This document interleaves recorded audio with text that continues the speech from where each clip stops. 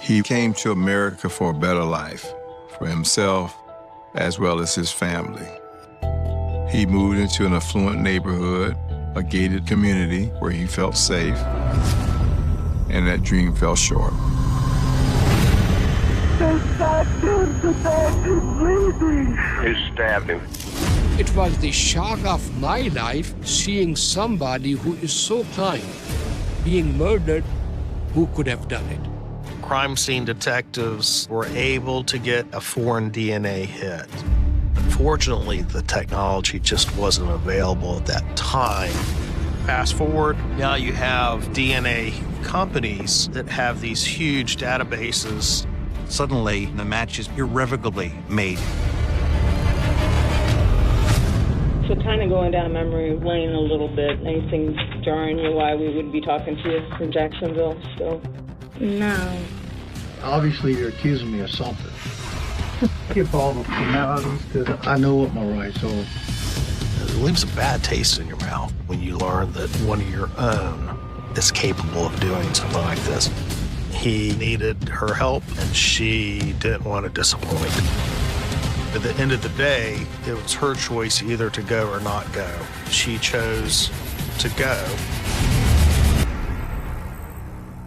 On May 17, 1999, dispatchers in Jacksonville, Florida, receive a panicked call from the affluent Deerwood residential community. Jacksonville 911, KL. Please, do want to try and let it go. Please, do want to. Okay, ma'am, listen, you got to calm down for us to get you some help. First of all, do you need police or do you need rescue? Police, they stole all our money. It was a very frantic call. They had some difficulty understanding her, but they were able to establish that they were the victim of what appeared to be a home invasion robbery, and her husband was assaulted. They stabbed him to death, he's bleeding. Who stabbed him? Somebody, I don't know, woman Atlantic came and he was leaving the house with his van. They stopped him and let him inside the house. I felt bad to give them all our money. Let me ask you this. The person who stabbed him, is he gone? Yes, they left. They immediately sent patrol officers to the scene. When officers arrive at the residence, they find the caller, Summer Kawaf, tending to her 39-year-old husband, Saad, inside the garage.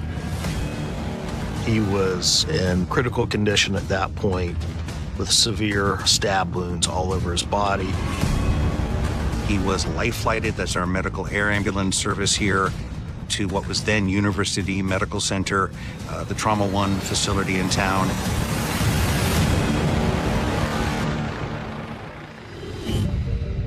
Officers did see that Samar had been involved in some type of altercation.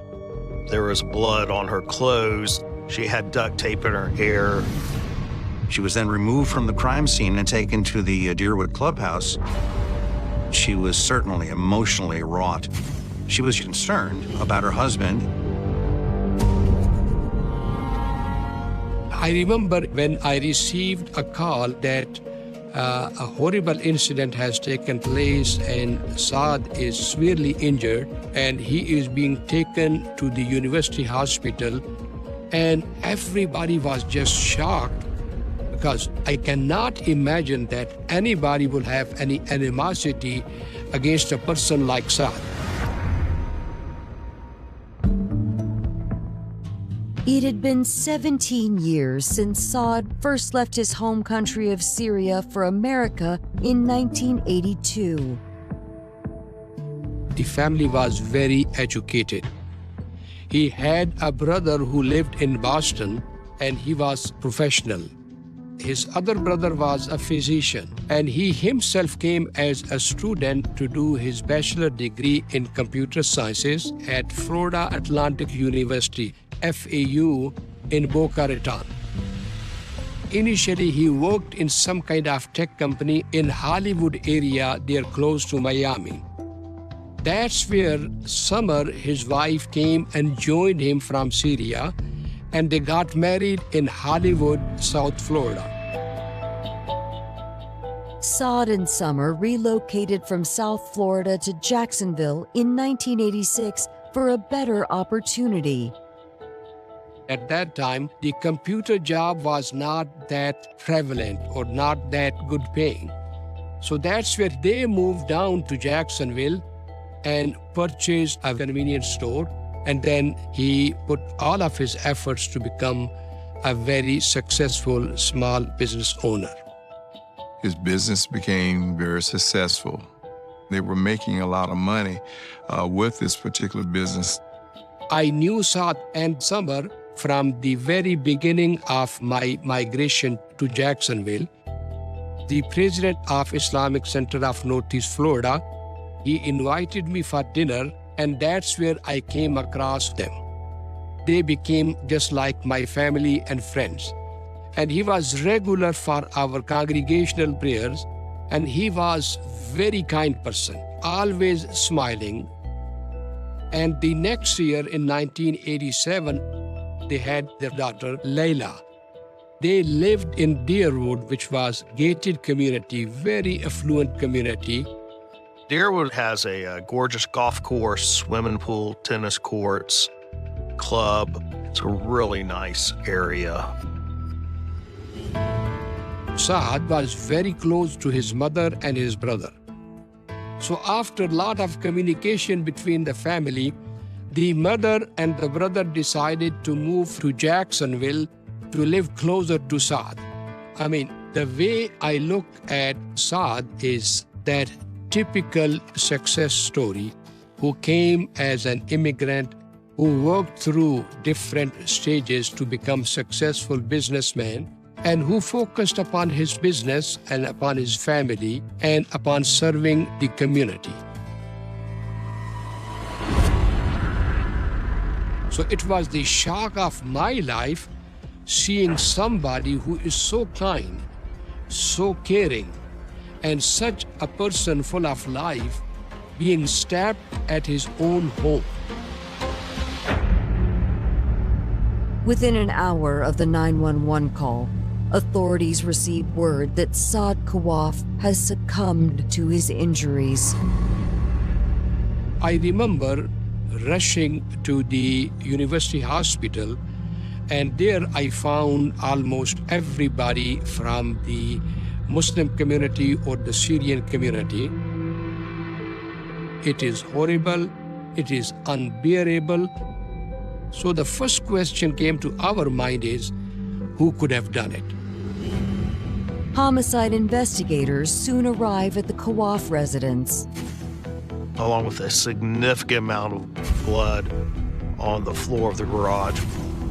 There was blood splatter or transfer on the wall and then on the car, the Camry itself, which was indicative of a very violent fight and stabbing.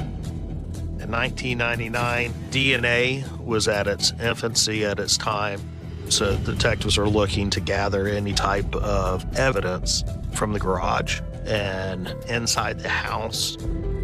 You have blood spatter in places. You have some blood droplets on the kitchen cabinet. There was blood on the kitchen counter and I believe by the sink as well. You've got blood everywhere. So it's incumbent upon the police to collect blood samples. Inside a kitchen cabinet, investigators also find evidence to corroborate Summer Kawaf's story of the attack. There were some bags where the money apparently was. In fact, one of the evidence photos shows a stack of bills in a bag, like maybe somebody missed that when they were scarfing up the rest of it. So this confirmed that this was more than likely a home invasion robbery. They didn't know if there was some random person that was going to various homes in that particular area. So they were on high alert. Coming up, investigators uncover red flags in Saad Kawaf's life. The victim was the subject of a federal and state investigation. The assailants had inside information that the victim carried large amounts of money home. This is a whole nother ballgame now. And as the mystery deepens, the long road to justice leads to an unlikely pair. You can't dispute the DNA, they match. Just a few hours into the investigation of 39-year-old Saad Kawaf's murder, investigators in Jacksonville have little doubt about the killer's motive. It was a robbery/homicide type incident. You had one victim that was deceased there, as well as a survivor, the wife of the deceased. Now we need to figure out who possibly could have done this. Samar was distraught at what just occurred. The detectives start to interview her at the Deerwood Country Club. They ask her to start at the beginning of their day. She said they woke up like any other morning that day. He was going to pick up his mother to take the mother to a doctor's appointment. Samar had just bid goodbye to her husband. She heard commotion in the garage. It sounded like her husband was yelling. She went out there and she saw a male suspect having a major scuffle with her husband, stabbing him.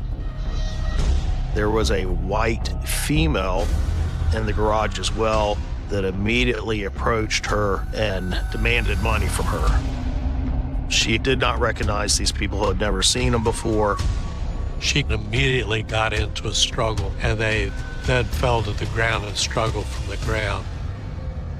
She fought off her attacker, and during her fighting off the attacker, she bit her assailant. She left a significant bite mark on her left arm. The female assailant took Mrs. Kawaf inside the home to look for money. And then in comes the male suspect holding a knife to her throat. And he demands money. He says, "I know you got it here." The assailants kept asking for the deposits. They had inside information that Mr. Kawaf carried large amounts of money home. Mr. Kawaf's business did a lot of work in lottery deposits and food stamps, and so he was holding on to large sums of money at a time. So is there a co-worker at his convenience store that for some whatever reason would want to do this? According to Summer, her husband had brought home more than $50,000 the previous night to keep safe until the bank opened on Monday morning. And at that point, Mrs. Kawaf told them where a large sum of money in a paper bag was hidden in one of the kitchen cabinets. After Mrs. Kawaf points it to them, she is then tied up in duct tape. Her mouth is sealed with duct tape. She is secured to a chair, and the male and female suspect leave. Once the suspects left, she was able to get out of the duct tape and contacted 911 at that point. Her husband was still alive in the garage. And his only words are, "I'm dying, call police." The female was described as being a white female, short blonde hair, well-dressed, and wearing a hat. She didn't have much to say to describe the male assailant. He was a male, a white male. She was not able to see how the suspects left the house, so there was no vehicle description at that time from her. After they speak with Summer, investigators canvass the neighborhood.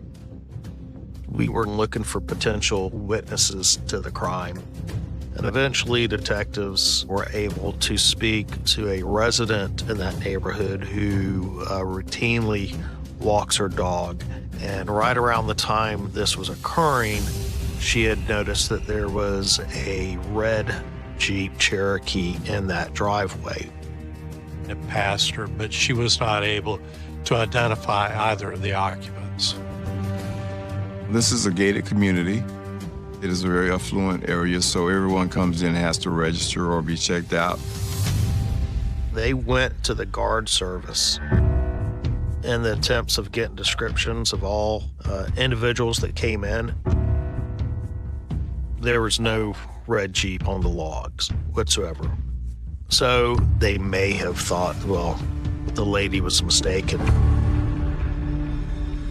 Investigators ask Saad's friends and family if any of his employees had a vendetta against the Kawafs. His store was on Beach Boulevard in an area which was not very affluent. The person that committed this crime knew the routine, knew that there was large deposits, knew that Mr. Kawaf carried those home with him. Usually, the money which the store does over the weekend, the bank is closed, so it is his habit that he will deposit it on Monday morning. This is 1999. Cash is still pretty prevalent. ATM cards probably not that much. And this is a busy store in a busy, long-established neighborhood. Cash was probably king.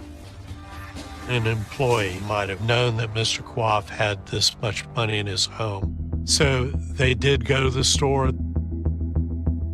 They interviewed each of the employees individually to determine their relationship with the victim. Was there anything that would either lead them to believe that one of those workers is a potential suspect?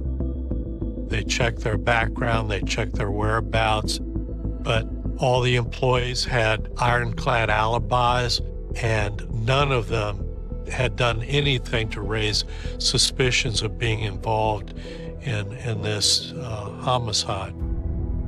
As investigators search for other potential leads, they discover a separate case tied to Saad's business dealings. They learned that the victim was the subject of a federal and state investigation involving the potential money laundering scheme. This is a whole nother ballgame now. We potentially could have organized crime involved here, which opens up your possibilities exponentially of what could have occurred. Is he selling drugs? Is he getting money for something else that he's not supposed to be doing? So, as a detective, this quickly goes from being, is it a small group of individuals that knew what his daily routine was, to now the sky's the limit. Are there drug cartels involved? Less than 6 hours after the murder of Saad Kawaf, investigators with the Jacksonville Sheriff's Office have discovered he was the subject of a multi-jurisdiction investigation. In the United States, if you make a bank deposit, $10,000 or more, it gets reported to the federal government. The victim was making cash deposits to his bank twice a week that were under the $10,000 mark. It's going to throw a red flag if you're constantly making cash deposits on a regular basis under $10,000. It's going to get their attention, and it did. It raises the eyebrows of the government as how are you making the money? Is your business a front? Are you doing something illegal and you're bringing in a lot of cash that you're not reporting? And so he was reported by his bank to the authorities, and the matter was assigned to a task force. 2 days after his murder, a judge signs off on a search warrant for Saad Kawaf's home. Detectives conducted a search warrant at his home. They found nothing. They found no drugs. They found nothing that would relate him to any type of money laundering. It could have been simply a matter of trying to avoid paying taxes, but there might have been another reason for it. It's very likely that deposits were made to the bank under that $10,000 mark on a regular basis, and that the remainder of the cash was kept at home to have that cash readily accessible. With his store being where it was located in a low-income area, he has to have that cash because people are bringing checks there to cash them, and he would cash those checks for them. He's trying to do the right thing. He's trying to service the people in that particular area. They excluded the fact that he was involved in any kind of illegal activity, any type of money laundering. Back at square one, investigators turn back to Saad's wife for help. Unfortunately, in this case, there was no video evidence, nothing that would assist law enforcement in determining what the suspects looked like. Other than Samar's description, she was able to come up with a sketched image of what the female suspect possibly looked like. So detectives provide to the community and the media a composite sketch of the female that was involved in this case, asking for anybody with any information as to who this may be. The victim's family and friends provided a check for a $100,000 reward for any leads that would result in an arrest of the suspect. The community was willing to do anything to find the culprit. I mean, the community was so much devastated. We would have done whatever, so 100,000 and even more than that would have not been an issue. You have to understand, every call that comes in, they've got to follow up because there may be something in one of those calls that will lead them to the assailant. For more than 2 months, investigators look into every tip they receive. Some of them are just bogus calls, people trying to take a chance on giving information so that they can get $100,000 in reward. That unfortunately, none of the leads that they were provided were of any value. Investigators catch a small break when they receive the results from the crime lab on the evidence collected at the scene. During the original processing of the scene, crime scene detectives were able to get blood samples from the victim's home that resulted in a foreign DNA hit. Also, there was blood found on Mr. Quaff's shirt collar, which was identified as being blood that wasn't his blood. So obviously it was believed that that blood was from the male assailant. Unfortunately, the technology just wasn't available at that time to identify who they were. After several months, the case goes into suspension. So the last thing any detective wants to do is suspend a case, but we've turned over every stone, we've submitted every piece of evidence that we have, and now it's kind of a sit and wait and hope and pray. It really became very frustrating and disappointing. What is taking so long?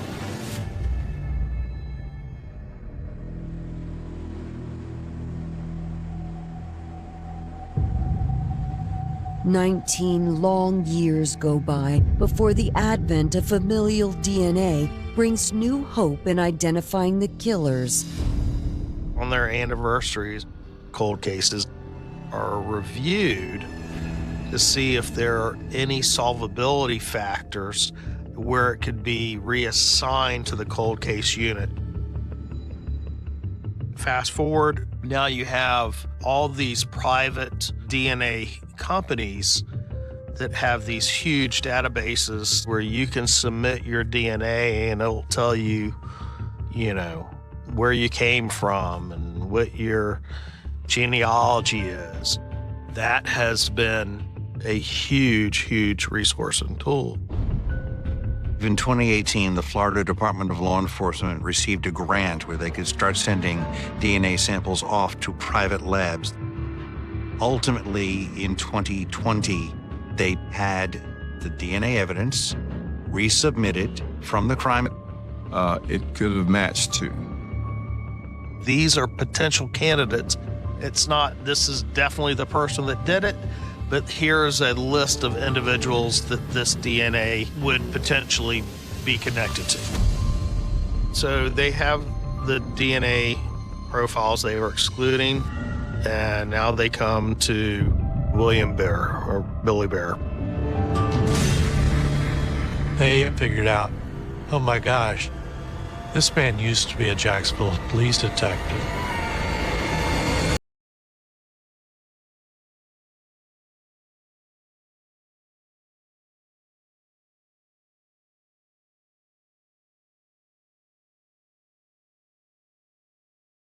In 2020, more than 20 years after the murder of Saad Kawaf, Jacksonville police have traced DNA found at the crime scene to an unlikely suspect.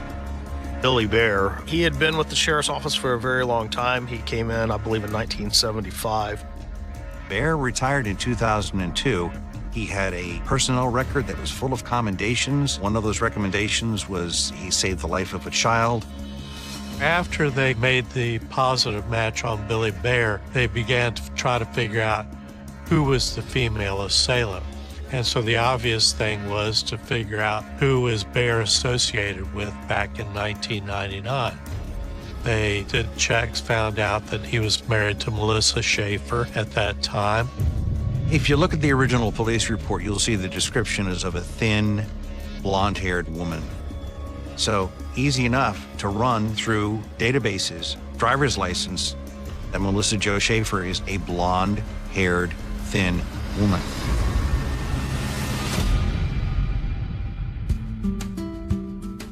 Melissa was born and raised in Cedar Rapids. She had been very athletic and played a lot of sports while she was there. She had received a softball scholarship and then had to drop out of college because she got pregnant with her first daughter. She had 2 daughters, both with the same guy, and they got married. Unfortunately, Melissa's first marriage ended in divorce. With Melissa, she could flip from very good and very stable to pretty mean and nasty really fast. Just say mean, terrible things. In 1995, Melissa moved with her 2 young daughters to Jacksonville, where she met Billy Baer.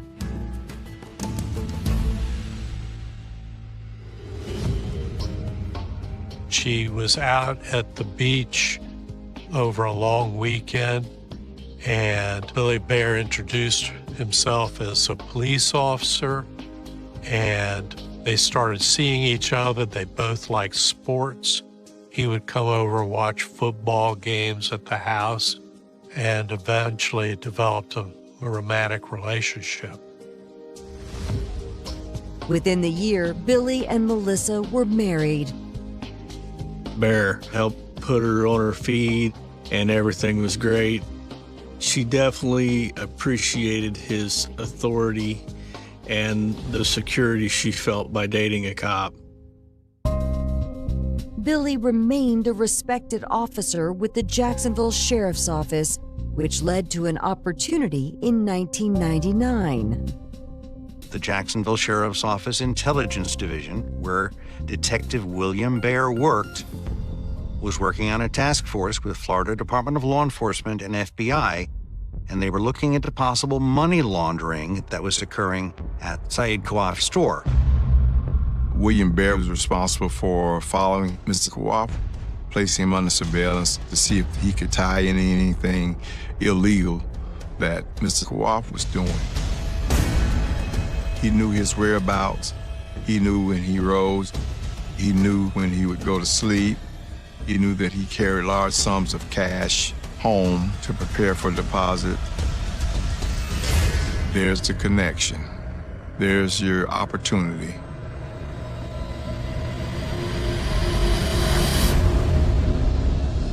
"5 months after the murder, the homicide detectives hold an update meeting with that task force of FBI, FDLE, and JSO intelligence, and Billy Baer was part of that. He sat in that update meeting with homicide detectives. the fact that he was involved in the initial investigation with FDLE and the FBI, it was determined that they needed to get confirmation DNA to, without a doubt, determine that he was, in fact, the DNA profile that was on the victim's collar.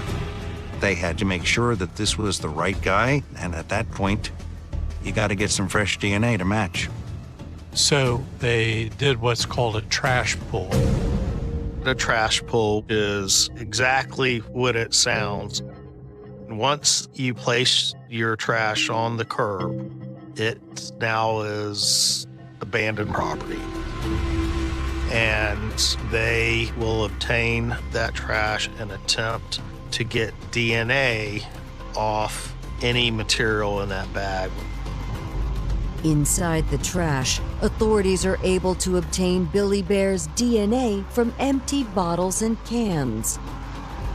Suddenly, the match is irrevocably made. You can't dispute the DNA from 1999. They match. It's him.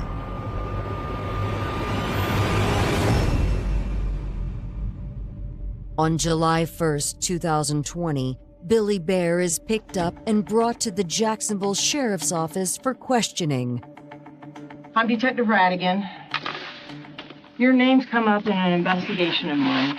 I'd like to ask you a few questions about it. Skip all the formalities, because I don't know what's going on. You need to tell me what's going on. I know what my rights are, so... I'm just going to cut right to the chase. You know this gentleman right here? Never saw him before. Never saw him before? Lisa, I don't remember anybody. Well, this is Mr. Kawaf, who was murdered back in May 17th, 1999. Okay. You were on the money laundering task force at the time who Mr. Kawaf was being investigated on. I don't remember. Lives in Deerwood.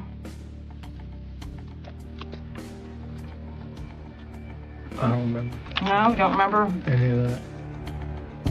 Obviously, you're accusing me of something. You got me under arrest. I am. I think I need a lawyer. I think that's pretty obvious. Coming up, details about Saad Kawaf's murder are finally revealed to law enforcement.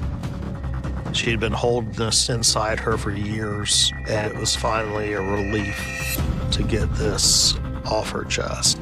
The best I can ever tell them is that I'm sorry. 21 years after the murder of Saad Kawaf, Jacksonville authorities have taken retired police officer Billy Baer into custody for the crime. Based on Summer Kawaf's description, investigators believe Billy's ex-wife Melissa Schafer is likely his female accomplice. Detectives find out that Melissa Jo Schafer is no longer married and is now living in Missouri.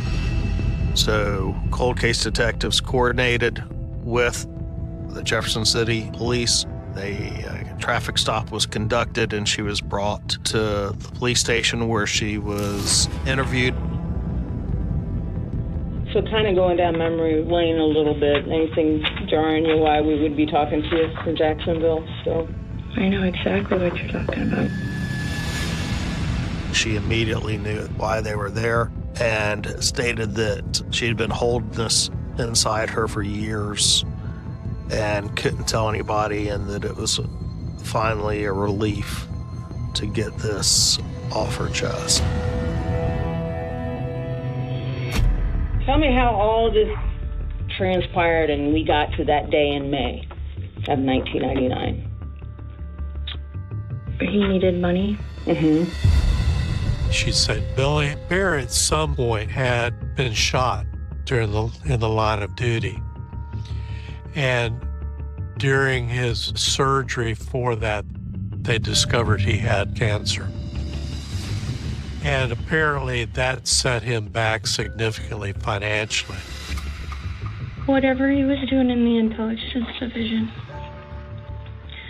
they had been running, I don't know if this guy ran a convenience store or a gas station or what he did. It was something like that. Yeah. And it had everything to do with how many deposits this guy was making, and he was always making them under what would get caught by the government. He had it in his head that they've got to have all this extra money in their house. If we went there, that he would be able to get the money and everything would be okay. She said he basically lied about Mr. Kawaf, said Mr. Kawaf was involved in drugs, that if they robbed Mr. Kawaf of the money, Mr. Kawaf never would report the crime. Baer had convinced her that this would be okay. We're just robbing somebody who's a criminal. Melissa tells investigators that on the morning of May 17, 1999, the couple drove to Saad Kawaf's home. Baer knew that they would be able to enter the gated community if they said they were realtors. He had gone as far to have business cards made indicating that they were realtors. They drove their red Jeep Cherokee from their house that morning, entered Deerwood, went directly to the victim's house. They both got out of the car, approached the garage, and Mr. Kawaf was coming out of the garage. Well, I think the gentleman knew that something was wrong. Okay. That something wasn't right. Mm-hmm. And then all I know is that they started fighting. And the next thing I know, his wife came out from the house into the garage. And I started wrestling around with her. She claims the wife immediately started defending herself and actually bit her. When did she bite you? It used to be a half a moon. That's not the scar from it? It's just the scar. Remember asking her for money? Yes. That's what he told me to do. I go in, and of course that lady is scared to death, which I would be too. Said she didn't know what I was talking about. William Baer comes in with a knife, puts it to her throat, threatens to kill her. He started yelling at her and said, "You know what we're talking about?" She went over to the cabinet in the kitchen and pulled out a whole bunch of money and gave it to him. Baer went over and rinsed his blood off of his arms. They then duct taped Mrs. Kawaf to a chair in the kitchen and left out the way they came in, back through the garage.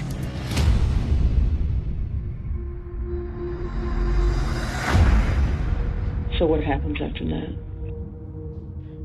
Minus me just crying all the way home. I was told where to put the money in our house. He showered and went to work.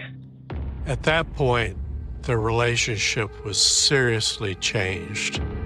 She was just petrified and dumbfounded by what happened and how foolish she had been to be involved in this. They eventually bought a home, but basically it was like two families living in the same home. Their marriage was shot. She stated she eventually worked up the courage to get divorced and then left Jacksonville and moved back up to Missouri to assist with her family. Legally, she's responsible and equally responsible for the crime. She's a co-defendant, participated in a robbery. The robbery went bad and someone was killed. There was really just no excuse that she could provide as to why she went along with this, and then kept quiet for all these years. I can't give that woman her husband back. I can't give that daughter her dad back. the best I can ever tell them is that I'm sorry. Yep. And I don't expect your forgiveness. Following her confession, Melissa Schafer is extradited to Florida. Baer was indicted for first-degree murder, which in Florida at the time of the offense would have allowed for the death penalty. Schafer was charged with second-degree murder, which has a more flexible sentencing range. This was a pre-planned, premeditated robbery because you had the facts as an intelligence detective that this person had money from his business and you were going to take it. With such kind of horrible situation, it's not a matter of voice, it's a matter of conscience. So these were both conscienceless people. After 21 years, Billy Baer and his ex-wife, Melissa Jo Schafer, have been charged in the 1999 murder of 39-year-old business owner Saad Kawaf. Rather than face a life sentence, Melissa agrees to testify against her ex-husband. Since Baer had not confessed, Mrs. Schafer's testimony would be helpful in the prosecution of Baer, and she was willing to do it.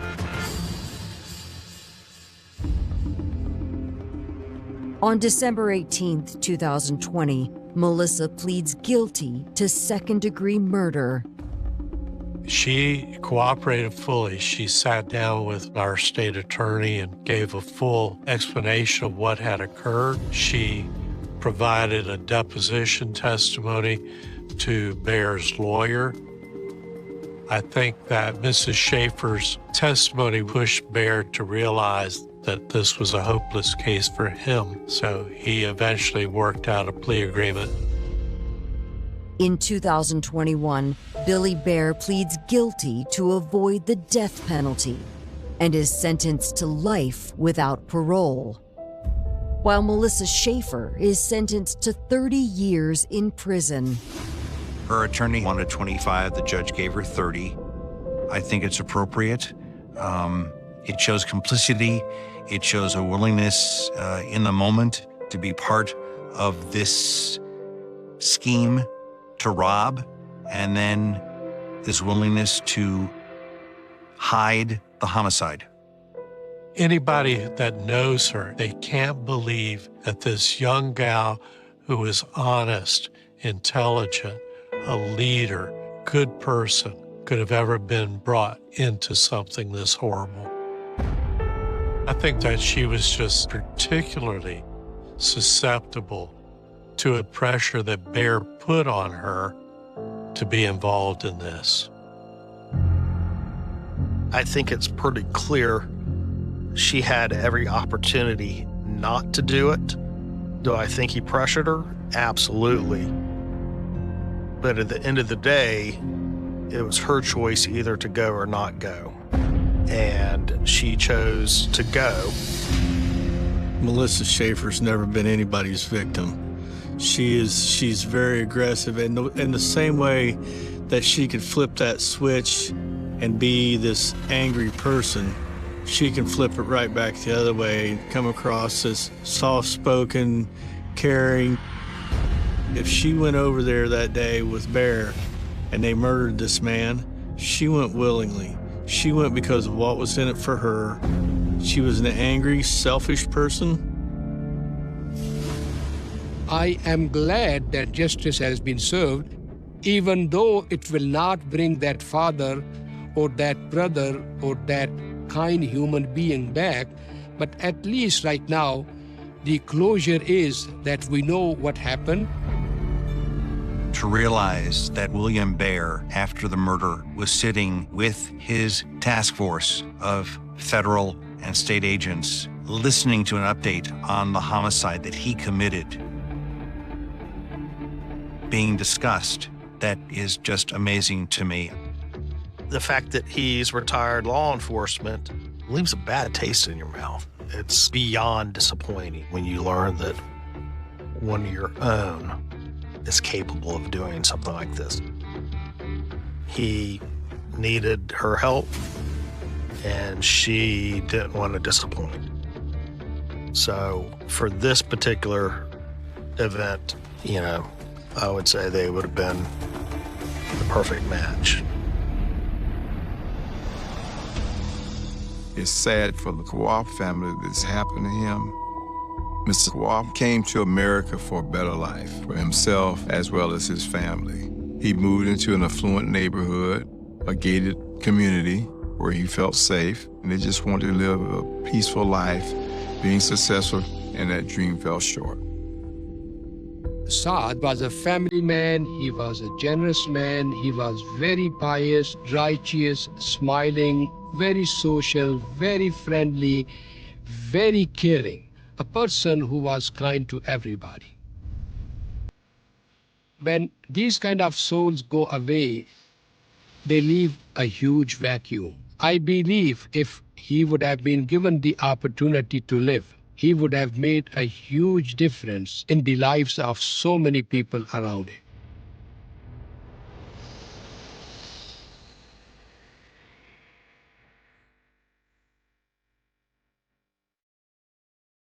On the afternoon of November 6th, 2016, in the quiet town of Indingen am Kaiserstuhl in southwestern Germany, nothing seemed out of the ordinary. The vineyards that stretched across the landscape were beginning to surrender the last colors of autumn. Narrow country roads wound between fields and wooded areas. Residents went about their routines in a community that was known more for its peaceful atmosphere than for violent crime. It was the kind of place where people recognized familiar faces, where daily life followed a comfortable rhythm, and where a solitary afternoon run did not seem dangerous. Among those residents was 27-year-old Carolyn Gruber. Like many people who enjoyed outdoor exercise, Carolyn often spent her free time running along the rural paths surrounding Indingen. The routes were familiar to her. They passed through vineyards, open countryside, and wooded sections that locals had used for years. Running was part of her routine, a normal activity woven into everyday life. That Sunday afternoon, Carolyn left home intending to go for a run. There was nothing unusual about her plans. She expected to return within roughly an hour. It was an ordinary decision made on an ordinary day. No one around her had any reason to believe that this routine outing would become the beginning of one of Germany's most disturbing criminal investigations of 2016. As the afternoon slowly gave way to evening, something began to feel wrong. Carolyn did not return. At first, the delay may not have seemed alarming. People occasionally lose track of time. A run might take longer than expected. A brief stop or detour could explain a late arrival. But as daylight faded and the hours continued to pass, concern began to grow. Attempts to reach her went unanswered. For her family, uncertainty quickly replaced routine. Every passing minute created new questions. Where was Carolyn? Had she been injured? Had she lost her phone? Was she stranded somewhere along one of the rural paths that she knew so well? The questions multiplied, but answers did not come. Eventually, the concern became serious enough that authorities were notified. A missing person report was filed. What had begun as an ordinary Sunday afternoon was rapidly transforming into something much more troubling. Police launched a search operation. In many missing person cases, the first hours are crucial. Investigators must determine whether they are dealing with a misunderstanding, an accident, a medical emergency, or a crime. At that stage, no one knew which possibility would prove correct. Yet the circumstances surrounding Carolyn's disappearance immediately raised concern. She was a healthy young woman with established routines. There was no obvious reason for her to vanish voluntarily. As search efforts expanded, the community began paying close attention. Indingen was not a place accustomed to this kind of event. Residents followed updates closely, hoping for good news. Search teams moved through the area. Police officers, rescue personnel, volunteers. and specialists worked to locate any sign of the missing runner. Every trail, every path, and every possible route became important. But despite those efforts, Carolyn remained missing. The uncertainty was agonizing. For investigators, a missing person case often presents a unique challenge. There is no confirmed crime scene. There is no clear timeline beyond the last known sighting. There are often no witnesses who can explain what happened. Every possibility must be considered. Every lead must be evaluated. As hours became days, the mystery deepened. Somewhere between the moment Carolyn left for her run and the moment she failed to return home, something catastrophic had occurred. At that point, nobody knew exactly what. Nobody knew that the investigation would soon extend far beyond the borders of a small German town. Nobody knew that forensic evidence would eventually connect this disappearance to another unsolved homicide in a different country. Nobody knew that detectives in Germany, Austria, and Romania would one day find themselves pursuing the same trail. And nobody knew that a single DNA profile would become the key to unlocking a mystery that stretched across national borders. For the moment, however, all of that remained hidden. What investigators faced was a simple but deeply troubling question. How does a young woman disappear during a routine run in a place considered safe? The landscape around Indingen seemed an unlikely setting for such a crime. The region was known for its scenic countryside and vineyards rather than violence. Yet history has repeatedly shown that tragedy often emerges in places where people least expect it. Communities built upon familiarity and trust can be shattered by a single act of brutality. As search teams continued their efforts, hope and fear existed side by side. Families of missing persons frequently describe this period as the most difficult stage of all. There is no certainty. Every phone call could bring good news or devastating news. Every new lead offers hope while simultaneously creating anxiety. The absence of information becomes its own kind of torment. For Carolyn's family, those days were filled with unanswered questions. For investigators, they were filled with urgency. And for the town of Indingen, they marked the beginning of a case that would attract national attention. The answers, when they finally emerged, would reveal a crime of extraordinary violence. They would uncover evidence linking two murder investigations separated by hundreds of kilometers. They would expose the movements of a man whose work regularly carried him across European borders. And they would demonstrate the power of modern forensic science to connect crimes that might otherwise have remained forever unsolved. But all of that lay in the future. On November 6, 2016, there was only a missing runner, a worried family, and a growing sense that something terrible had happened. The peaceful countryside surrounding Indingen concealed a mystery. Somewhere along those familiar paths, the ordinary had become unthinkable. A routine run had begun, but would never truly end. In many criminal cases, public attention eventually becomes focused on the offender. Investigators analyze motives. Journalists examine backgrounds. Court proceedings dissect actions in extraordinary detail. Yet behind every homicide investigation is a person whose story ended far too soon. Before there was a crime scene, before there was forensic evidence, before there were headlines and courtroom proceedings, there was a life. In this case, that life belonged to Carolyn Gruber. Carolyn was 27 years old when she was killed in November 2016. She lived in the town of Indingen am Kaiserstuhl, located in the German state of Baden-Württemberg. The region sits in the southwestern corner of Germany, not far from both France and Switzerland. It is an area known for its vineyards, agricultural landscapes, and picturesque countryside. Visitors are often drawn to the beauty of the rolling hills and the sense of tranquility that defines much of the region. For Carolyn, this was home. She was married and worked in the financial sector. The information publicly available about her life is relatively limited, reflecting Germany's strong emphasis on protecting the privacy of crime victims and their families. Throughout media coverage of the case, she was often referred to simply as Carolyn G., rather than by her full surname.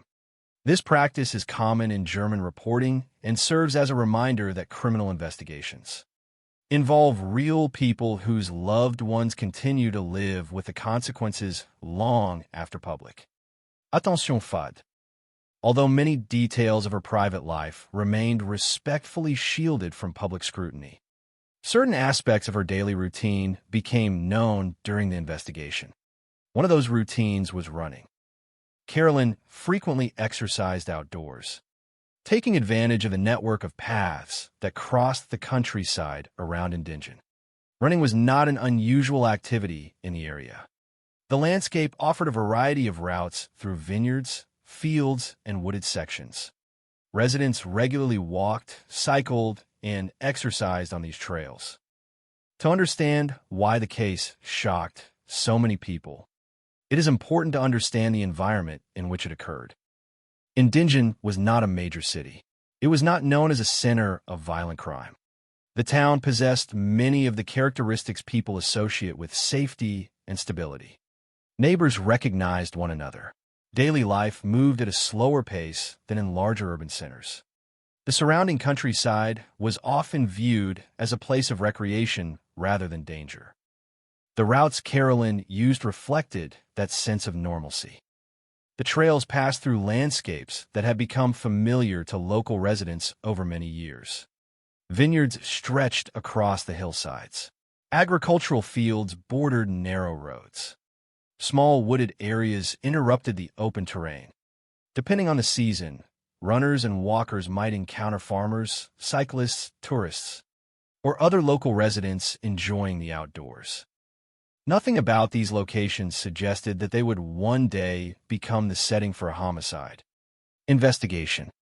Yet one of the unsettling realities of true crime is that dangerous individuals do not always operate in places that appear dangerous. Sometimes violence erupts in locations that seem entirely ordinary. The contrast between a peaceful environment and a brutal crime often becomes one of the most disturbing aspects of case. That contrast would become central to the story of Carolyn Gruber. By all available accounts, November 6, 2016 began as a normal day. There was no indication that Carolyn's plans differed from her usual routine. There was no public evidence suggesting that she anticipated danger. Her decision to go running appears to have been entirely ordinary, consistent with habits she had established before. Sometime during the afternoon, she prepared for her run and left home. The available information indicates that she was dressed in athletic clothing and intended to spend approximately an hour exercising before returning. It was a simple plan, the kind repeated countless times by countless people every day. What makes certain criminal cases especially haunting is how completely ordinary the beginning appears. There is no dramatic warning, no obvious threat, no visible sign that anything is about to change. A person leaves home expecting to return shortly. Family members continue with their day. The future appears predictable. Then, without warning, the routine breaks. As Carolyn headed out along the countryside routes near Indingen, there was nothing publicly known to suggest that this day would be different from any other. The paths she traveled were familiar. The landscape was familiar. The activity itself was familiar. Hours later, however, the routine that had defined the day would give way to uncertainty. When Carolyn failed to return home as expected, concern began to grow. At first, such delays can often be explained by harmless circumstances. A person may choose a longer route. They may stop to speak with someone. They may lose track of time. Most missing person reports ultimately have innocent explanations. But as evening approached and communication attempts went unanswered, those possibilities became increasingly difficult to accept. For her family, the situation was becoming alarming. One of the cruelest aspects of a disappearance is the absence of information. Unlike confirmed tragedies, where painful facts eventually provide certainty, disappearances create a void. Loved ones are left trying to make sense of what they do not know. Every possibility remains open. Hope exists alongside fear.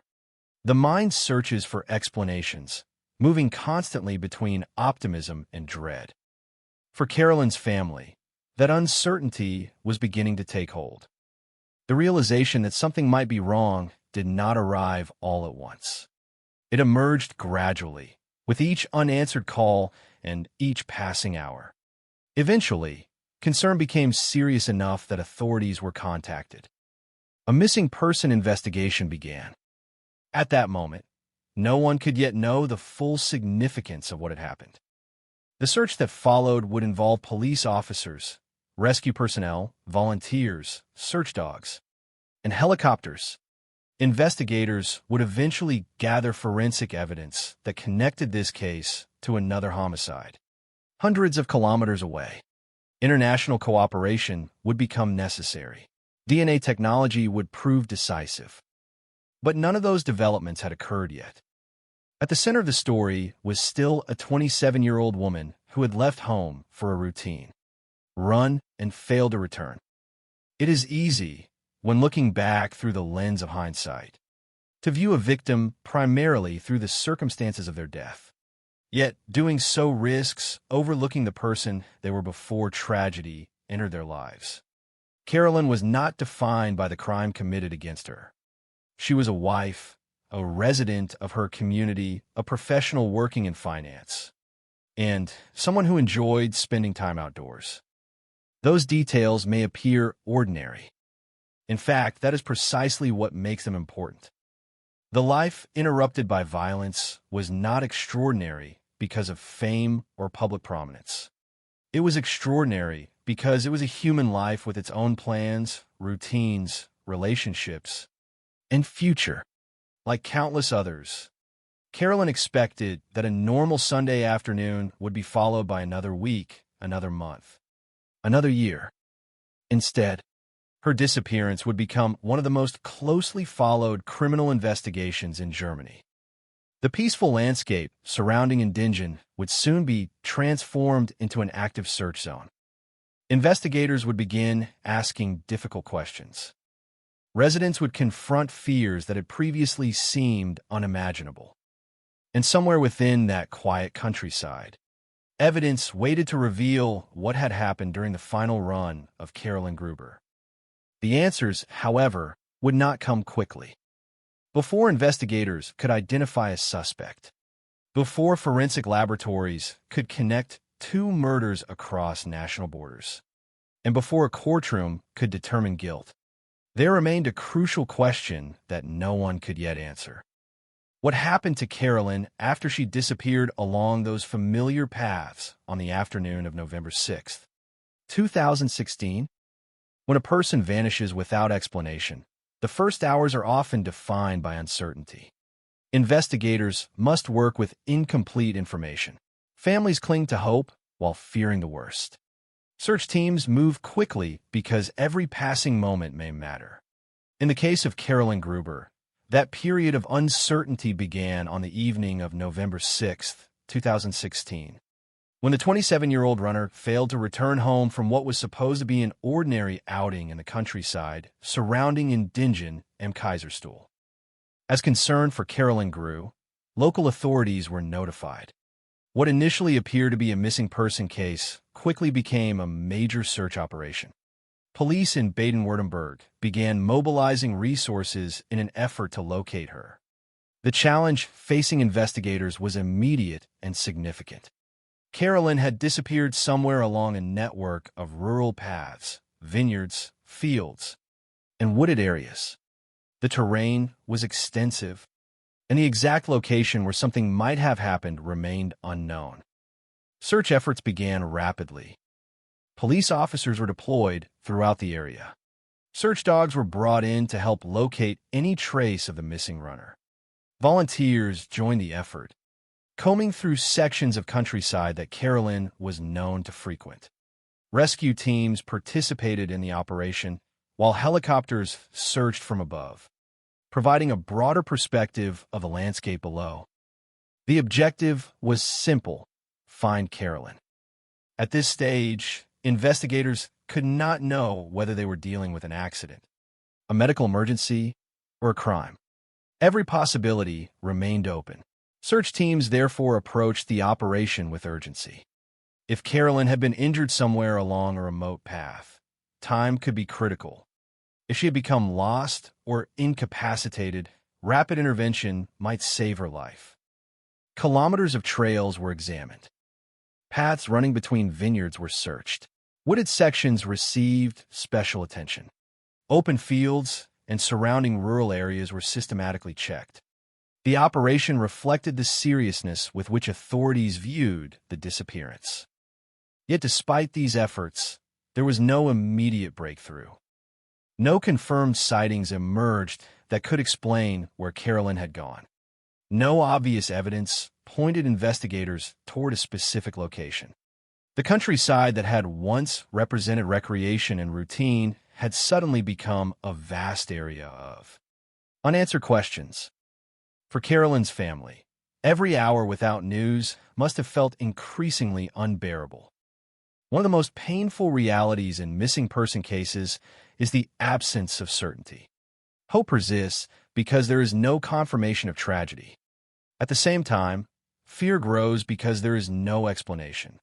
Families often find themselves trapped between competing possibilities, desperately searching for reasons to believe that their loved one will return safely. As the search continued, investigators faced another difficult reality. Carolyn was not known to have any reason to disappear voluntarily. She was a healthy young woman living a stable life. Her disappearance appeared inconsistent with a deliberate decision to leave without explanation.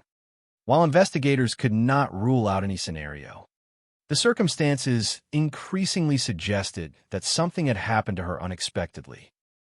That possibility became more troubling with each passing day. The operation continued through the days following her disappearance. Search teams remained active. Officers continued gathering information. Residents followed developments closely, hoping that the outcome would still be positive. Then, for days after Carolyn had vanished, the case changed dramatically. On November 10, 2016, a person participating in the search effort made a devastating discovery. Carolyn's body was found in a wooded area between Indingen and Bollingen. The search for a missing woman had become a homicide investigation. The discovery brought an end to one uncertainty while creating countless others. Investigators no longer needed to determine whether Carolyn was alive. Instead, they now faced the task of understanding exactly what had happened, identifying who was responsible, and gathering the evidence necessary to prove it. The location where the body was found immediately became a critical crime scene. According to the information later released, evidence suggested that Carolyn had been pulled away from her running route. Her body had been partially concealed within vegetation. Investigators also identified signs of a violent struggle. These details painted a disturbing picture. The evidence indicated that Carolyn had not simply encountered danger by chance. Instead, she appeared to have become the victim of a deliberate and violent attack. As forensic specialists began examining the scene, investigators worked to preserve every possible clue. Crime scenes often contain evidence that may later prove essential. Biological material, fibers, impressions, and other traces can reveal information long after witnesses' memories have faded. In a case with no known eyewitnesses, physical evidence would become especially important. The discovery of Carolyn's body also brought renewed attention from the public and media. What had initially been viewed as a missing person case was now clearly something far more serious. Residents of Indingen and neighboring communities struggled to comprehend how such violence could occur in an area widely regarded as peaceful and safe. Meanwhile, forensic examinations began to reveal more about the circumstances of Carolyn's death. The autopsy established several crucial findings. Investigators concluded that Carolyn had been sexually assaulted. The examination also determined that she had been intentionally killed. According to the available information, the cause of death was strangulation. The findings further indicated that significant force had been used during the attack. Evidence suggested that Carolyn fought back against her assailant. The signs of resistance documented during the investigation underscored the violence of the encounter and reflected the desperate struggle that had occurred before her death. These conclusions transformed the direction of the investigation. Police were no longer searching for a missing person. They were searching for a killer. At that stage, however, investigators faced a major challenge. There were no publicly identified eyewitnesses to the attack. No suspect had been named. No immediate explanation existed regarding who had targeted Carolyn or why. The crime scene itself, therefore, became one of the most important sources of information available. To investigators, every detail mattered. The location of the body mattered. The condition of the scene mattered. The forensic evidence mattered. Investigators began collecting and analyzing anything that might help identify the offender. Biological traces were gathered. Potential fibers were examined. Tire marks and other physical evidence became part of the investigation.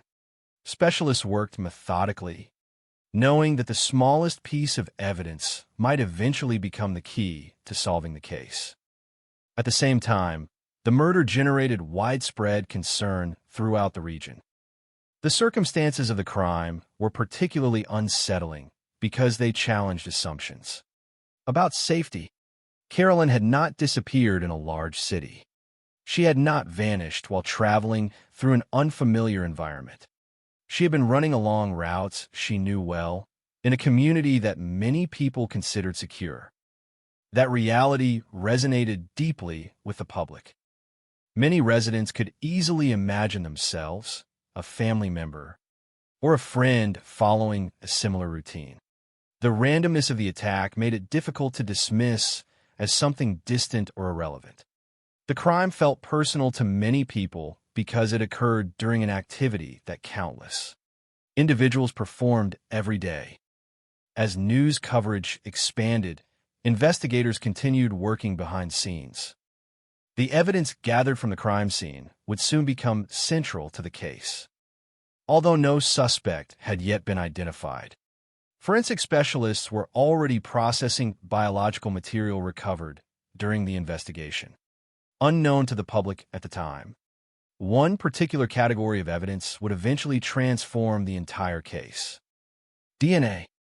The genetic traces collected from the crime scene held the potential to reveal the identity of the offender. More importantly, they held the potential to reveal connections that investigators could not yet see. At the moment of discovery, however, none of those future developments were known. What investigators had was a brutal homicide. A 27-year-old woman had left home for a routine run and never returned. Her body had been found days later in a wooded area near the path she was believed to have traveled. The evidence pointed to sexual violence. The evidence pointed to murder. And somewhere beyond the boundaries of the crime scene, a killer remained unidentified. The search operation had ended. The murder investigation had begun. The answers that police needed would not come from eyewitness testimony or immediate confessions. Instead, they would emerge through patient forensic work, international cooperation, and a DNA trail that stretched far beyond the quiet countryside of Indingen. Before investigators could identify the man responsible for Carolyn's death, they would first uncover a startling connection to another unsolved murder, one that had occurred nearly 2 years earlier in a different country, involving another young woman whose life had also been taken by violence. By the time investigators confirmed that Carolyn Gruber had been murdered, they were confronted with a difficult reality. They knew a violent crime had occurred. They knew the attack had taken place somewhere along or near the route of her run. They knew the victim had been sexually assaulted and intentionally killed. What they did not know was perhaps the most important piece of information of all: who had done it. In many homicide investigations, detectives begin with witnesses known as associates, surveillance footage, or obvious suspects. In Carolyn's case, the path forward was far less clear. The crime had occurred in a rural area. There were no publicly identified eyewitnesses who could describe the attack. No immediate suspect emerged in the days following the discovery of her body. The person responsible had seemingly vanished as completely as Carolyn herself had only days earlier. The investigation, therefore, turned toward what remained at the scene: evidence. Every homicide leaves traces, even when the offender attempts to avoid detection. Modern criminal investigations often depend upon the careful collection and interpretation of physical evidence. Long after memories fade and witnesses disappear, forensic traces can continue telling their story. Investigators began gathering everything that might help reconstruct the crime. Among the materials collected were biological traces recovered from the scene. DNA evidence would become particularly important. Specialists also examined fibers, tire marks, and other physical indicators that might reveal information about the offender's identity or movements. At first, however, these pieces of evidence did not immediately identify a suspect. The investigation entered a period familiar to many major criminal cases. Detectives worked methodically, evaluating possibilities, comparing evidence, and searching for connections that might otherwise remain hidden. Public attention remained intense. Residents wanted answers. Carolyn's family wanted answers. Investigators themselves needed answers. Yet weeks passed without a breakthrough. One challenge facing detectives was the location of the crime itself. The area around Indingen was not isolated from the wider transportation network of Europe. Major transport routes passed through the region, creating the possibility that the offender might not have been a local resident at all. This possibility carried important implications.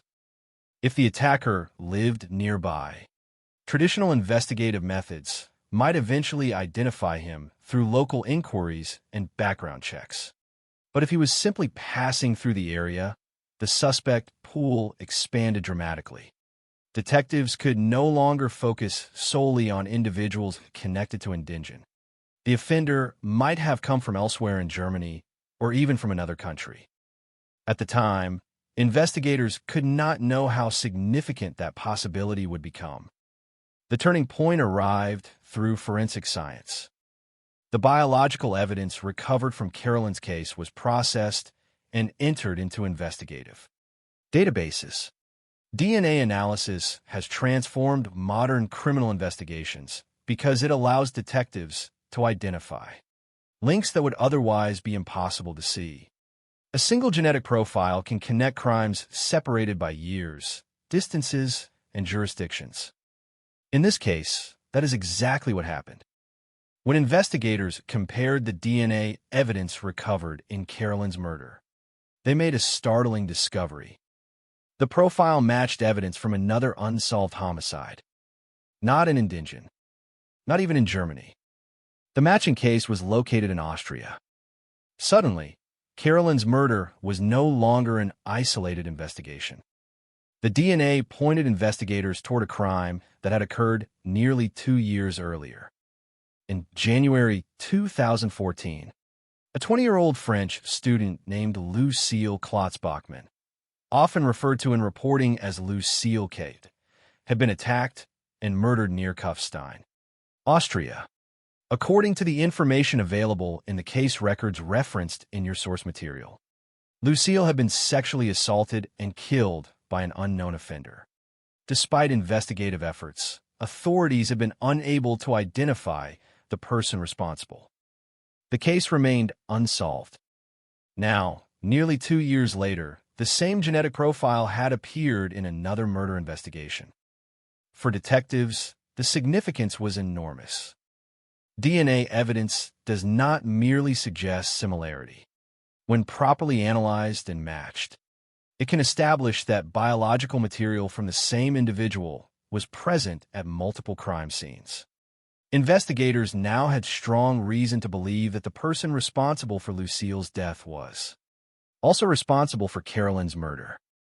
The implications extended far beyond either individual case. If the DNA match was correct, detectives were no longer searching for a first-time offender. They were pursuing a man connected to two separate sexual homicides in two different countries. The investigation immediately took on an international dimension. Authorities in Germany, Austria, and Romania began cooperating more closely. Information was shared. Investigative resources were coordinated. Detectives examined evidence from both cases side by side, searching for common patterns and potential suspects. One advantage investigators now possessed was a broader framework for analysis. Instead of focusing exclusively on the circumstances surrounding Carolyn's murder, they could examine movements, opportunities, and connections that might explain how one offender could be linked to crimes occurring across national borders. The next phase of the investigation involved identifying individuals whose travel patterns could place them near both crime scenes. Detectives analyzed transportation data. They reviewed traffic-related information. They examined surveillance footage where available. Employment records became relevant as investigators searched for occupations involving extensive travel throughout Europe. Gradually, a particular category of individuals attracted attention: long-haul truck drivers. Such workers regularly cross national borders. They travel through remote areas and major transportation corridors. Their schedules place them in different regions and countries over relatively short periods of time. For investigators attempting to explain how the same offender could appear in both Germany and Austria, this possibility deserved careful examination. As detectives continued comparing evidence and movement records, one name increasingly stood out: Cătălin Cireșes. Cireșes was a Romanian truck driver. According to the investigation, his work required him to travel extensively throughout Europe. His routes included Germany, Austria, France, and Romania. The nature of his profession meant that he routinely crossed borders and spent significant periods on the road. Investigators began examining his movements more closely. What they found drew increasing attention. His travel schedule aligned in troubling ways with the timelines of the murders. The significance of such a finding should not be overstated on its own. Presence in a region does not automatically indicate guilt. Investigators still required direct evidence linking a suspect to the crimes. Nevertheless, the overlap between Cireșes's movements and the known timelines of the murders made him a compelling person of interest. The investigation intensified. Authorities continued gathering information. Every piece of evidence was evaluated against the emerging suspect profile. Eventually, detectives reached the point where they believed they had identified the man connected to the DNA evidence. On June 2, 2017, German police arrested Cătălin Cireșes.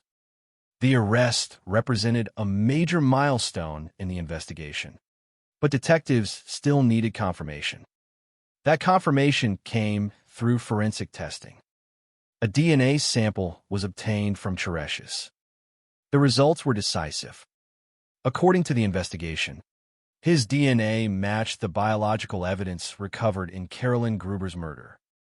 The same DNA also matched evidence from the killing of Lucille Klotzbachmann in Austria.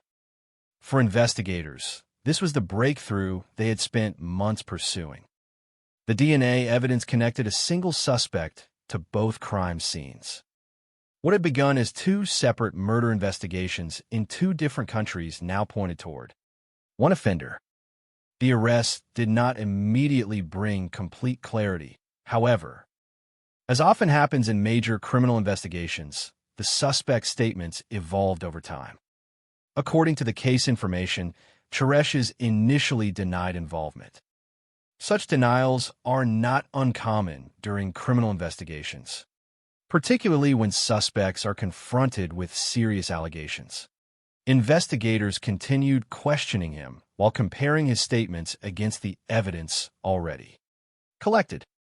As the process continued, his position changed. He later admitted that he had come into contact with Carolyn. This represented a significant shift from total denial. Yet the evolution of his account did not stop there. Eventually, he acknowledged causing Carolyn's death. Even then, however, he attempted to minimize his responsibility by suggesting that the events had not unfolded as prosecutors would later describe them. According to the available information, he sought to portray the death as unintended. Investigators and prosecutors were unconvinced. The forensic evidence pointed toward an extremely violent attack. The circumstances documented by the autopsy and crime scene examination did not support a simple explanation involving an accidental death. Prosecutors viewed the severity of the violence as inconsistent with the suspect's efforts to reduce his culpability. By this stage, the investigation had achieved something remarkable. A murder that initially appeared to have no suspect and no witnesses had been connected through DNA to another homicide hundreds of kilometers away. International cooperation had helped narrow the field of potential offenders. Travel records and employment information had directed attention toward a specific individual. Forensic testing had then provided the crucial confirmation investigators needed. The case against Cataline Teresh was now moving toward its next stage. The investigation had identified a suspect. The DNA trail had led detectives across national borders. The evidence had connected two murdered young women. What remained was the courtroom battle ahead, where prosecutors would present their findings. The defense would challenge the allegations, and a German court would ultimately determine whether the evidence proved guilt beyond reasonable doubt. By the time the case of Carolyn Gruber reached the courtroom, the investigation had already transformed from a missing person inquiry into a complex, multinational murder case built heavily on forensic science. The arrest of Cataline Teresh had provided investigators with a central figure. But the legal system now had to answer a more demanding question: whether the evidence collected across two countries was strong enough to establish criminal responsibility beyond reasonable doubt. The trial took place in Freiburg im Breisgau in late 2017, a city in the same region where Carolyn had lived and where the investigation had unfolded. For the court, the task was not only to reconstruct the events of November 6, 2016, but also to evaluate whether the accused could be definitively linked to both Carolyn Gruber's murder in Germany and the earlier killing of Lucille Klotzbachmann in Austria. The prosecution's case was built around a central pillar: DNA evidence. According to the case file, genetic material recovered from Carolyn's body and the crime scene matched the DNA profile obtained from the suspect. This was not an isolated piece of evidence, but part of a broader pattern. The same DNA profile had also been identified in the unsolved 2014 murder of Lucille Klotzbachmann near Kufstein, Austria. For prosecutors, this connection was crucial. It suggested not a coincidence, but a repeated presence of the same offender at two separate violent crime scenes involving sexual assault and homicide. Alongside the forensic evidence, prosecutors presented contextual findings. They argued that the pattern of crimes indicated a perpetrator who targeted women in isolated environments. Carolyn had been attacked while running alone along rural paths near Indingen, a location that offered both privacy and vulnerability. The earlier Austrian case involved similar circumstances, with a young woman attacked while alone. The prosecution emphasized the consistency in victim profile, geographic isolation, and violent nature of both crimes. Another important element of the case involved the suspect's movements. Teresh worked as a long-haul truck driver. a profession that placed him across multiple European countries, including Germany, Austria, France, and Romania. Investigators presented travel and employment data suggesting that his routes and timelines aligned with the periods in which both murders occurred. While this alone did not prove guilt, it strengthened the broader narrative constructed by the prosecution when combined with the DNA evidence. Inside the courtroom, forensic experts played a central role. They explained how DNA evidence is collected, preserved, and analyzed, and why a match between two crime scenes can be considered highly significant in criminal investigations. The court examined how biological traces recovered from Carolyn's body were processed and compared against known profiles, eventually leading to the identification of a single individual linked to both cases. The defense, however, challenged the interpretation of the evidence. Teresh initially denied involvement in the crimes. His legal position evolved over time, moving from complete denial to partial acknowledgement of contact with Carolyn, and eventually to an admission that he was responsible for her death. However, even in his admissions, he attempted to distance himself from the prosecution's characterization of the crime. He rejected the implication that the attack was sexually motivated, suggesting instead that the events did not unfold in the manner described by investigators. The prosecution strongly contested this narrative. They pointed to the forensic findings from Carolyn's autopsy, which indicated sexual assault and significant violence. They also highlighted the severity of the injuries and the manner of death, which was determined to be strangulation. According to the prosecution, the level of force involved and the circumstances of concealment demonstrated intent rather than accident. The court also considered the broader pattern established by the DNA linkage to the Austrian case. The presence of identical genetic material in two separate homicide investigations involving sexual violence was presented as a key factor in establishing a behavioral pattern.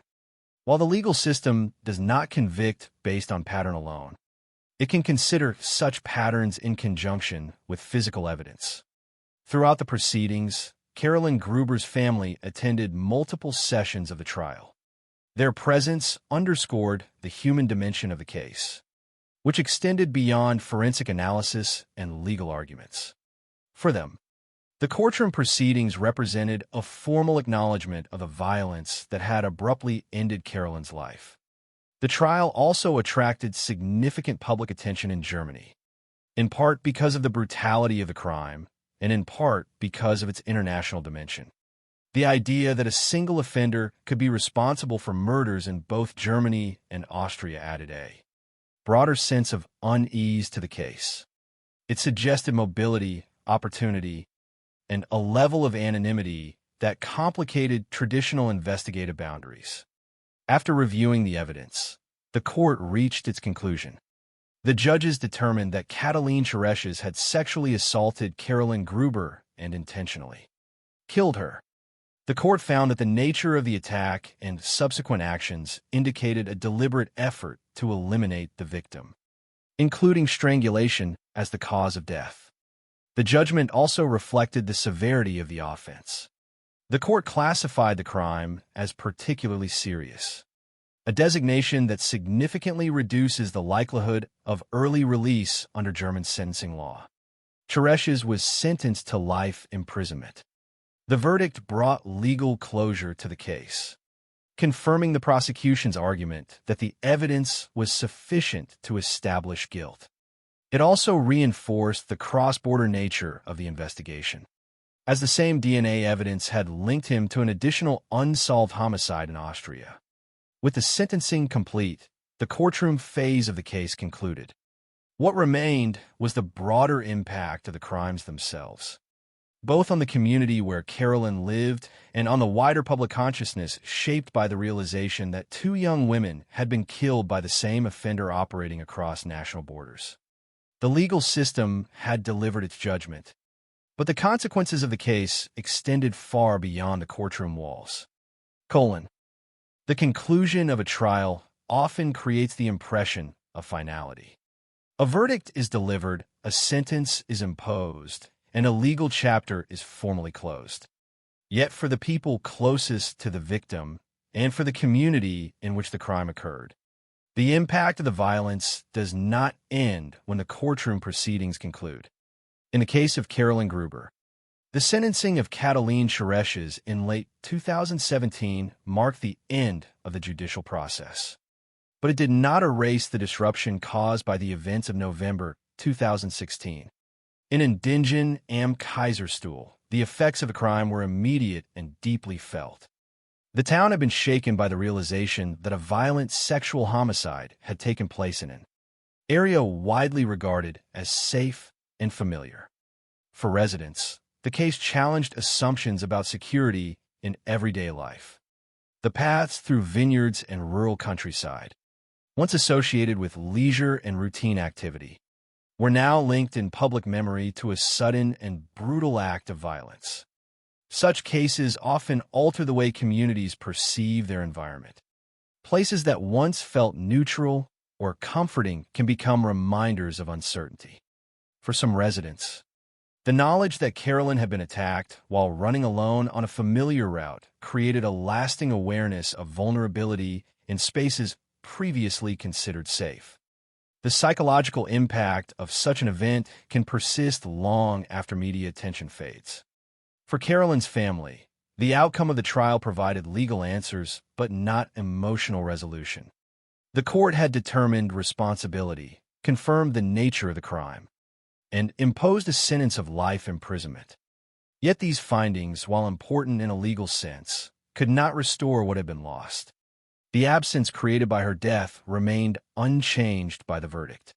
The routine of daily life that had been interrupted on November 6, 2016, could not be resumed. The presence of her loss continued to define the lives of those who knew her. The case also gained broader national attention in Germany due to its timing and context.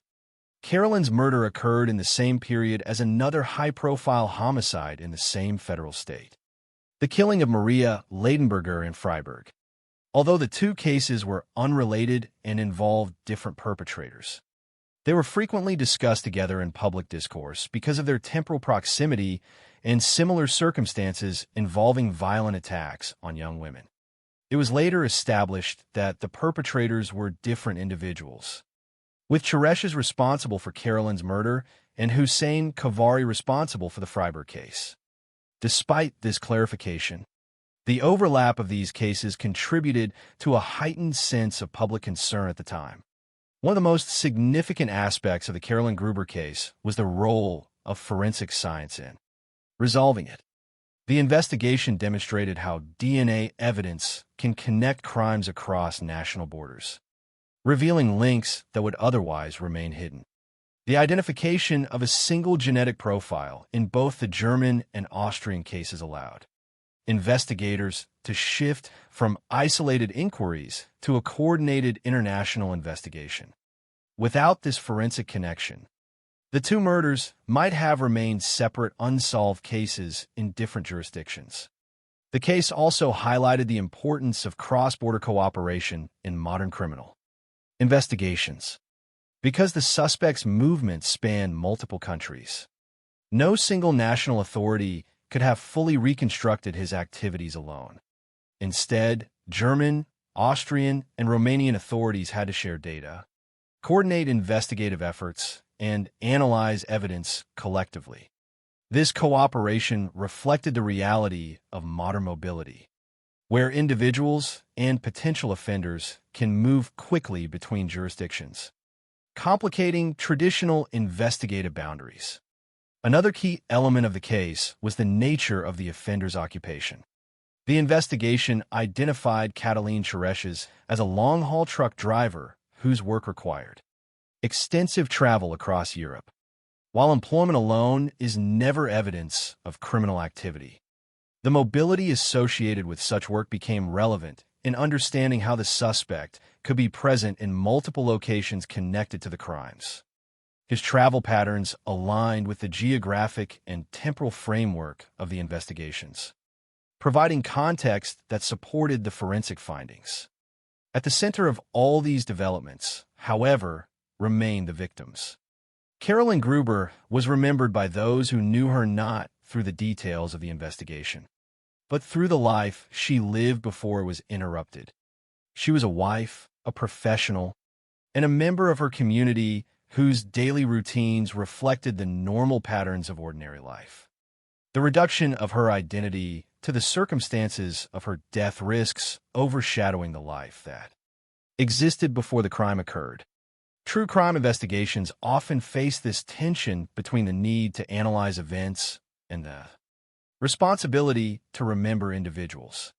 The story of Carolyn Gruber illustrates how quickly an ordinary moment can become the focus of international attention. A routine run through familiar countryside paths became the starting point of a multi-year investigation that crossed borders and ultimately led to a life sentence. Yet the significance of the case extends beyond its resolution. It serves as a reminder of the fragility of everyday safety and the unpredictable nature of violent crime. It also demonstrates the capacity of forensic science to uncover connections that span countries and years, bringing accountability in cases that might otherwise remain unsolved. In the end, the legal system reached its conclusion. The perpetrator was identified, prosecuted, and sentenced. But the broader consequences of the crime remain embedded in the memory of the community and in the lives of those who knew Carolyn. The quiet paths of Indingen still exist, the vineyards still change with the seasons, and daily life continues. Yet for many, the awareness of what occurred there in November 2016 remains a lasting presence. The case of Carolyn Gruber stands not only as an example of investigative persistence and forensic advancement, but also as a reminder that behind every file number and court judgment is a human life whose absence continues to be felt long after the case is closed.